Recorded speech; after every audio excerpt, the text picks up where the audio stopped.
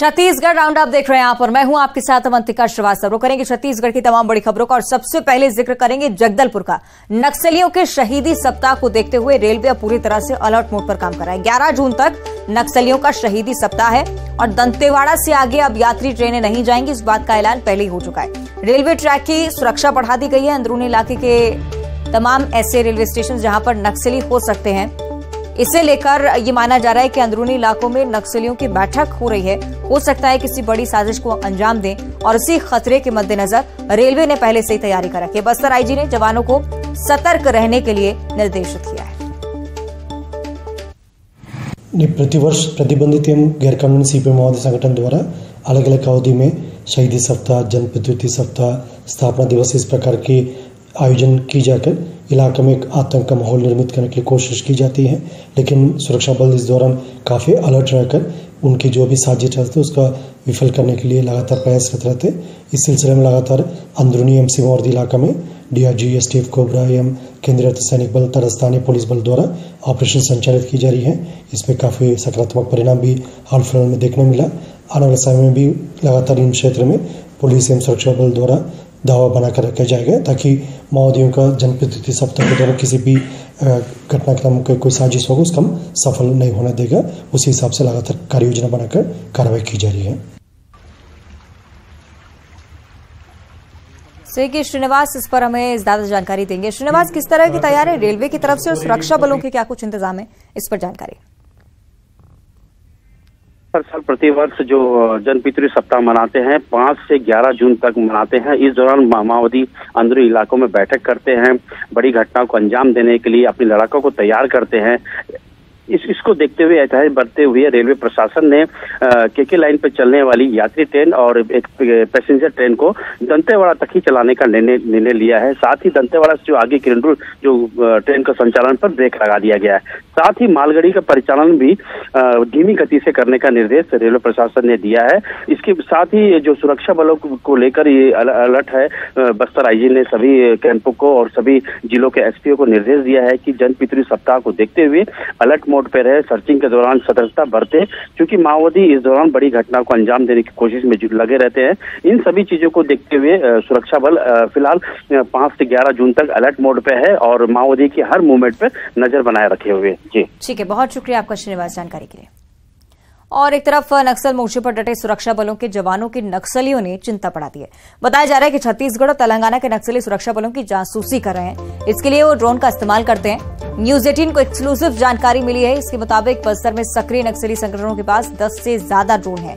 गौरतलब है कि कई बार सुकमा, बीजापुर और नारायणपुर में सुरक्षा बलों के कैंप के आसपास ड्रोन भी देखे गए।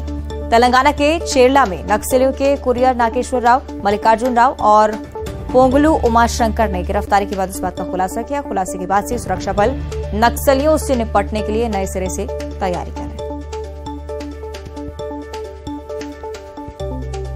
ये अभी हाल फिलहाल में 3 दिन पूर्व तेलंगाना में कोत्तागुडम भद्राद्री जिला में एक सप्लाई नेटवर्क को कार्रवाई की गई थी। इसमें एक लेथ मशीन और एक ड्रोन का भी पुलिस द्वारा जब्ती की गई तेलंगाना पुलिस द्वारा। इस संबंध में भी अग्रिम पूछताछ और डिटेल इन्वेस्टिगेशन जारी है। लेकिन जिस तरीके से हम एक इंटीग्रेटेड कोऑर्डिनेटेड अप्रोच के माध्यम से माओवादियों के सप्लाई नेटवर्क के ऊपर टारगेट करके कार्रवाई कर रहे थे, उसकी काफ़ी अच्छा परिणाम अभी देखने मिल रहे थे। माओवादियों का मेडिसिन से लेकर उनके एक्सप्लोसिव मटीरियल और अन्य जितना भी लॉजिस्टिक सप्लाई उसके ऊपर अभी काफ़ी प्रभावी रूप से कार्रवाई हुआ और माओवादियों का मेडिसिन सप्लाई पहले जितना आसानी से उन तक पहुँचा अभी हाल फिलहाल में उन तक नहीं पहुँच पा रहा है।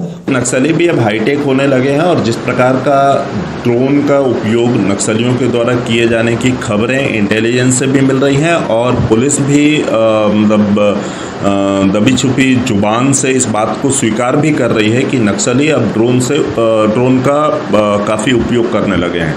निश्चित रूप से पुलिस की रणनीति को बदलने के लिए जो है नक्सलियों ने जो ये हाईटेक तकनीक अपनाई है, ये कहीं ना कहीं पुलिस के लिए भी चिंता का विषय है और कम से कम दूसरे उन संगठनों के लिए भी जो कहीं ना कहीं नक्सल विरोधी गतिविधियों में लगे हैं या एंटी नक्सल मूवमेंट चला रहे हैं, कई सोशल एक्टिविस्ट भी इस काम में लगे हैं। तो हाईटेक होने का निश्चित रूप से नक्सलियों को एडवांटेज मिलेगा और पुलिस को जो है ना अतिरिक्त सतर्कता बरतनी पड़ेगी। इधर बिलासपुर की चर्चा करेंगे, जहां रेल हादसा टल गया है। पटरी से डीरेल हुई थी एक मालगाड़ी, जिसका एक डब्बा पटरी से उतर गया था। उसलापुर के ओर से यार्ड की ओर खाली मालगाड़ी आ रही थी और उसी दौरान ये पूरी घटना सामने आई है। हालांकि वजह का अभी तक खुलासा नहीं हो पाया। ये माना जा रहा है कि तकनीकी कारणों की वजह से ऐसा हुआ होगा। हालांकि ये सब जांच का विषय। राहत भरी बात यही कि जनहानि नहीं हुई है। पटरी से मालगाड़ी का एक डिब्बा डीरेल हुआ था।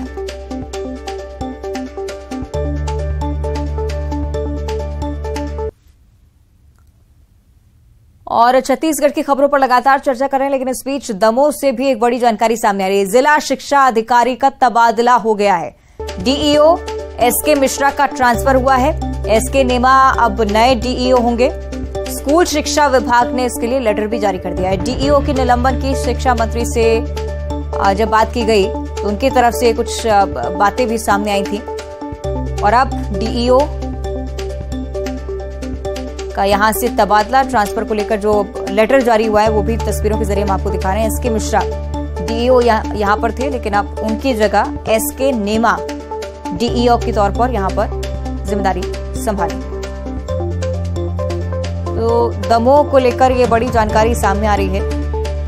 गंगा जमुना स्कूल जिसे लेकर लगातार चर्चाएं भी बनी हुई थी जिले में। जिला शिक्षा अधिकारी के ट्रांसफर को लेकर अब ये बड़ी जानकारी सामने आ रही है। एसके मिश्रा जिन्हें हटाया गया है, अब एसके नेमा डीईओ के पद पर दमोह में काम करेंगे। स्कूल शिक्षा विभाग की तरफ से जो लेटर जारी किया गया उसकी भी तस्वीरें हम आपको दिखा रहे हैं। डीईओ के निलंबन की शिक्षा मंत्री ने बात भी कही थी और अब देखिए असर। जिला शिक्षा अधिकारी एसके मिश्रा अब दमोह में डीईओ के तौर पर काम नहीं करेंगे। एसके नेमा डीईओ की जिम्मेदारी संभालेंगे। सहयोगी आशीष ज्यादा जानकारी देंगे। आशीष, अपडेट चाहेंगे इसे लेकर। अवंतिका, मैं आपको बता दूं कि दमोह में गंगा जमुना स्कूल मामले को लेकर के जिला शिक्षा अधिकारी की जांच पर शुरुआती दौर में ही सवाल उठ खड़े हुए थे। उनके द्वारा गंगा जमुना स्कूल को हिजाब वाले मामले में क्लीन चिट देने की बात उनके पास सामने आई थी और उन पर आरोप भी लगे थे कि उनके द्वारा क्लीन चिट दे दी गई। ऐसे हालात में मध्य प्रदेश के स्कूल शिक्षा मंत्री के द्वारा कहा गया था कि डीओ को वहां से हटाया जा रहा है, तो वहीं अब उप सचिव मध्य प्रदेश स्कूल शिक्षा विभाग के द्वारा जो दमोह के जिला शिक्षा अधिकारी थे उनको अब हटाया गया है, उनका स्थानांतरण किया गया है। उनका निलंबन नहीं हुआ बल्कि उनका स्थानांतरण किया गया है और उनके स्थान पर एसके नेमा को नया जिला शिक्षा अधिकारी बनाया गया है। एसके नेमा जिला शिक्षण प्रशिक्षण केंद्र हटा के प्राचार्य थे, तो उनको जिला शिक्षा अधिकारी बनाया गया है। तो वहीं अब एसके मिश्रा जो पूर्व डीओ थे उनको यहाँ पर एक्सचेंज किया गया है। तो इस तरह से अब दमोह के नए जिला शिक्षा अधिकारी एसके नेमा होंगे। अवंतिका, ठीक है, बहुत शुक्रिया आपका आशीष इस पूरी जानकारी के लिए। राजधानी रायपुर से अगली बड़ी खबर, जहां महिला की मौत का मामला सामने आया था। आपको बता दें कि 8वीं मंजिल से गिरकर महिला की मौत, पूरी स्थिति अभी भी संदिग्ध बनी हुई है, क्योंकि ये माना जा रहा है कि परिजन ये कह रहे हैं कि हत्या की गई है, लेकिन कहीं ना कहीं आत्महत्या का भी एंगल था। और अब महिला के गिरने का सीसीटीवी वीडियो सामने आया है। तस्वीरें आपकी टीवी स्क्रीन पर। पहले ये तस्वीरें आप देखिए किस तरह से 8वीं मंजिल से गिरकर महिला की मौत हुई है। गिरती हुई महिला इन तस्वीरों के जरिए साफ तौर पर देखी जा सकती है। हालांकि सुराग पुलिस ने अपने अंडर लिया है और अब इससे लेकर भी पूछताछ और जानकारी जुटाने की कोशिश। और दूसरी तरफ ये तस्वीरें जो आप देख रहे हैं, परिजनों की तस्वीरें हैं। आज बीजेपी नेताओं के साथ ये माना जा रहा है कि स्थानीय लोग एक साथ पहुंचे थे, पंडरी थाने का घेराव किया है और स्पष्ट जांच की मांग। रायपुर में महिला की लाश पाई गई है। घर में फांसी के फंदे पर लटकी हुई महिला की लाश मिली। आत्महत्या करने की आशंका जाहिर की जा रही है। गुड़ियारी पुलिस मामले की जांच में लगातार जुटी हुई। अगर ये सुसाइड का केस है तो इसके पीछे वजह क्या है, अभी तक इसका खुलासा नहीं हो पाया है। पुलिस लगातार जांच कर रही है।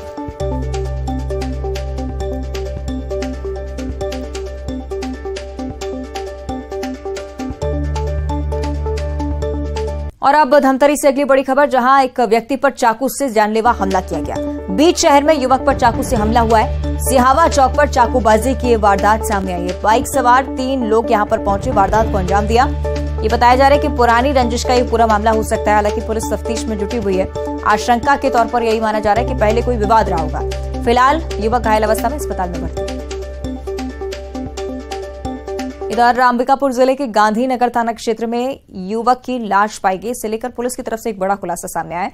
हत्या के आरोपी संजीव पनिका ने सूरजपुर जिले के प्रतापपुर से गिरफ्तार किया गया, जिसे ये माना जा रहा है कि गांधीनगर थाना क्षेत्र के नर्मदा गांव में सुधीर साव नाम के एक युवक की लाश कुएं में तैरती मिली थी। मृतक के शरीर पर चोट के निशान थे। इसकी स्थानीय लोगों ने जैसे ही शिकायत की, पुलिस ने पूरे मामले को जांच पड़ताल में लिया और उसके बाद अब ये जानकारी सामने आई कि 4 जून को हत्या की गई थी।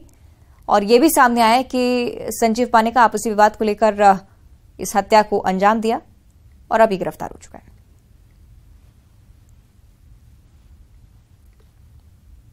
बाद में इसे प्रतापपुर से आज सुबह हमने पकड़ने में सफलता प्राप्त की, जिसमें सीएसपी साहब और उसके थाना प्रभारी की पूरी टीम उनकी जो है प्रतापपुर से उनको पकड़ कर लाए हैं। उससे फर्दर पूछताछ में आरोपी ने अपना अपराध कबूल किया है। इसमें यह जो घटना है 4 तारीख की घटना है, जिसमें जो मृतक है वो आरोपी के पास आया था और अपने पूर्व में जो पैसा दिया था उसकी मांग कर रहा था कि आज ही वो पैसा दे। इसी पे उनका विवाद बढ़ा और उसके पश्चात जो है आरोपी के द्वारा उसकी वहां पर डंडे और टंगिया से वार करके हत्या कर दी गई थी। और इस बीच खरगोन से इस वक्त की बड़ी जानकारी, हथियार तस्कर यहां से गिरफ्तार किया गया है। 12 देसी पिस्टल और 3 जिंदा कारतूस बरामद किए गए हैं। आरोपी 2 साल से फरार चल रहा था। आरोपी कई थानों में जिस पर केस दर्ज है। अब पुलिस को बड़ी सफलता मिली इस आरोपी को गिरफ्तार करने में। हथियार तस्कर जो कि अब पुलिस के हत्थे चढ़ा है। 12 देसी पिस्टल और 3 जिंदा कारतूस इसके हवाले से फिलहाल जब्त किए गए। पूछताछ में कई बड़े खुलासे भी हो सकते हैं। हो सकता है कि किसी गैंग को या किसी अन्य अपराधी को हथियार देना, सप्लाई करना सामने आए। हालांकि ये जांच का विषय। पूछताछ में कई बड़े खुलासों की उम्मीद फिलहाल पुलिस की तरफ से जाहिर की गई है। कई थानों में पहले से ही कई केस दर्ज है। आरोपी फरार चल रहा था और अब पुलिस के लिए बड़ी सफलता। 12 देसी पिस्टल और 3 जिंदा कारतूस बरामद किए गए हैं। आरोपी गिरफ्तार। खरगोन से हथियार तस्कर पुलिस के हत्थे चढ़ा है। 12 देसी पिस्टल 3 जिंदा कारतूस के साथ आरोपी को पकड़ा गया। कई थानों में आपराधिक केस इस पर पहले से ही दर्ज है। इसकी तलाश भी 2 सालों से की जा रही थी। फरार चल रहा था। सहयोगी आशुतोष पुरोहित से हम ज्यादा जानकारी लेंगे। आशुतोष, क्या कुछ सामने आया अभी तक पुलिस की कार्रवाई में? अवंतिका, मैं बताना चाहूंगा कि खरगोन जिले में लगातार अवैध हथियार की धरपकड़ को लेकर एसपी धर्मवीर सिंह की अगुवाई में पुलिस द्वारा कार्रवाई की जाती है। ये सिंगनूर गांव है जो अवैध हथियारों का गढ़ माना जाता है। पिछले दिनों न्यूज 18 ने प्रमुखता से खबर दिखाई थी कि वहां पर किस प्रकार से हथियारों की अवैध तस्करी होती। तो आज एक लाखन सिंह जो फरार था 2 सालों से, महाराष्ट्र के नागपुर में भी उस पर प्रकरण दर्ज है। खरगोन जिले के गोगावा सहित अन्य थानों में भी प्रकरण उसके खिलाफ अपराध दर्ज है। 2 साल से फरार चल रहा था। आज जो है गोगांव पुलिस ने उसको रेटवा और दसनावल के बीच में तस्करी करते हुए पकड़ा। उसके पास से 12 अवैध पिस्टल जब्त किए गए, साथ ही 3 जिंदा कारतूस भी जब्त किए गए। तो कुल मिलाकर ये कहा जा सकता है कि अवैध हथियार की धरपकड़ को लेकर ये बड़ी कार्रवाई की गई है। अब पुलिस रिमांड पे लेकर जो आरोपी है, जो सिंगनूर गांव का निवासी है, उससे पूछताछ कर रही है कि उसके नेटवर्क और गिरोह, किस गिरोह से तार जुड़े हैं, उसके बारे में जानकारी हासिल कर रही है। अमंतिका, ठीक है, बहुत शुक्रिया आपका आशुतोष जानकारी के लिए। और अब बिलासपुर से अगली बड़ी खबर। लव ट्रायंगल में युवक की हत्या हुई थी। इस मामले को लेकर पुलिस की तरफ से अब खुलासा हो चुका है। अंधे कत्ल की गुत्थी को पुलिस ने सुलझाते हुए बताया कि पुलिस ने युवती के प्रेमी को अब गिरफ्तार किया और प्रेमिका के पहले प्रेमी ने दूसरे प्रेमी की हत्या की थी। सूरजपुर के यश साहू की हत्या हुई थी।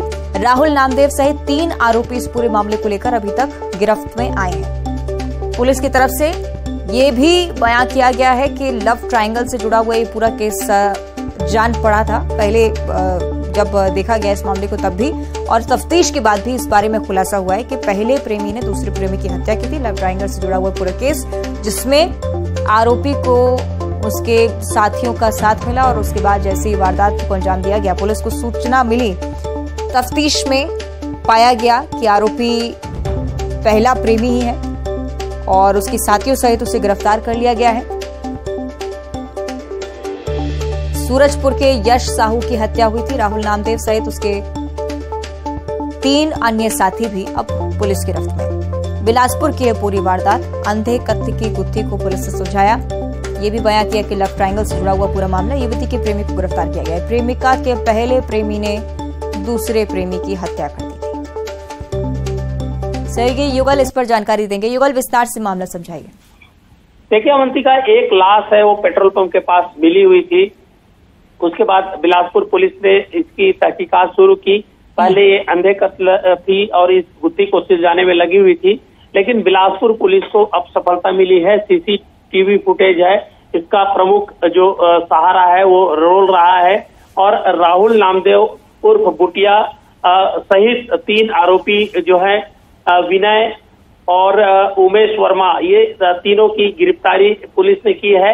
यह साहू जो मूलतः लखनपुर थाना सरगुजा जिले का रहने वाला था, उसकी हत्या की गई थी और अभी पुलिस की जांच में खुलासा हुआ है कि लव ट्राइएंगल की वजह से इसकी हत्या की गई थी और अब पुलिस ने इस पूरे मामले का खुलासा कर दिया है और इस केस को सुलझाने में पुलिस को काफी मशक्कत करनी पड़ी और कई सीसीटीवी फुटेज, कई एविडेंस के आधार पर अब जो 3 आरोपियों की गिरफ्तारी है वो कर ली गई है। ठीक है, बहुत शुक्रिया आपका युगल जानकारी के लिए।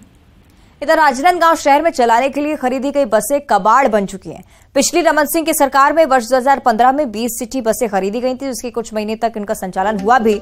उसके बाद बने नए बस स्टैंड पर ये खड़ी हैं, जो कि अब कबाड़ में तब्दील होती जा रही हैं। 20 में से सिर्फ 6 बसों का संचालन किया जा रहा है, जबकि 14 बसें कबाड़ में तब्दील हुई हैं। इन सिटी बसों का संचालन शहरी यातायात सोसाइटी को करवाना था, लेकिन करोड़ों रुपए की लागत से खरीदी गई इन बसों का शहर के भीतर संचालन नहीं हो पा रहा है। नगर निगम के कार्यपालन अभियंता यूके रामटेके ने कहा है कि 20 सिटी बसों में से 6 बसों का संचालन फिलहाल करा रहे हैं।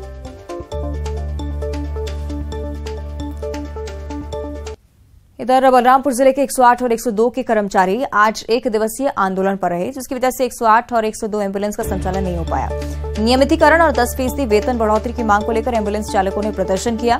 चालकों का आरोप है कि सरकार ने इनके नियमितीकरण का वादा किया था, आज तक पूरा नहीं किया और इस मामले में सिविल सर्जन ने बताया कि जिला अस्पताल सहित तमाम हॉस्पिटल्स में एम्बुलेंस की व्यवस्था की थी। मरीजों को किसी तरह की दिक्कत न आए, इसकी व्यवस्था पहले से की गई थी। और गर्मी के दिनों में कांकेर जिले के रिहायशी इलाकों में भालुओं की दस्तक बढ़ती जा रही है। इसी कड़ी में कांकेर जिले के एकता नगर में एक बार फिर से भालू सड़क पर चहलकदमी करते हुए देखा गया। तस्वीरें आपकी टीवी स्क्रीन पर। थोड़ी देर बाद झाड़ियों में आराम करता दिखा। भालू को देखने के बाद स्थानीय लोगों को जैसे ही इसका पता चला, वन विभाग को सूचना दी गई।